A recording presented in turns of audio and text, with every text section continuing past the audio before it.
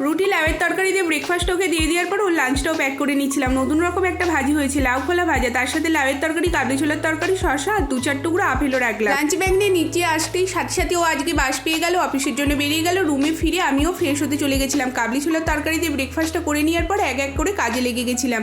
কিচেনের একটা প্রথমে ক্লিন করে নিলাম, জল ভরে খাবার জল বসিয়ে দিলাম আর বেসিনটাতে ফিনাইল দিয়ে রাখলাম, কারণ এখনকার মতো বেসিনের কাজ শেষ, তাই ফিনাইল দিয়ে রাখলে জায়গাটা বেশ ভালো থাকবে। সন্ধ্যের আগে তো বেসিনের সেরকম একটা দরকার পড়বে না। ডিমের ক্ষেত্রে জামা কাপড়গুলো প্লাস্টিকের মধ্যেই ধুয়ে রাখতে হয়, নালে ধোয়া জামা কাপড়গুলো এমনি নর্মাল বাইরে থাকলে কিন্তু ফাঙ্গাস ধরে পুরো নষ্ট হয়ে যাবে। বেডশিটটা প্লাস্টিকের মধ্যে থেকে বার করে নিয়ে চেঞ্জ করে আমি স্নান করতে চলে গেছিলাম। সকালে মেঘলা ওয়েদার থাকলো, বেলা বাড়ার সাথে সাথে লক্ষ্য করলাম স্নান করে এসে বেশ রোদ্দুরে উঠেছে। সন্ধ্যেবেলা পপকর্ন ভাজলাম, বিস্কুট, চা, তার সাথে একটুখানি মুড়ি মেখে দুজনে খাওয়া দাওয়ার পর ঘড়িতে ঠিক 9:50 বাজতেই ডাস্টবিনের গাড়ি চলে এলো। ডাস্টবিন ফেলে আসার সাথে সাথে এদিকে এগরোলের প্রিপারেশন হচ্ছিল। কার কার এগরোল পছন্দ? গরমের মধ্যে কিন্তু দেখলাম এগরোল হওয়ার সাথে সাথে বৃষ্টি শুরু হয়ে গেল। আজকের মতো টাটা।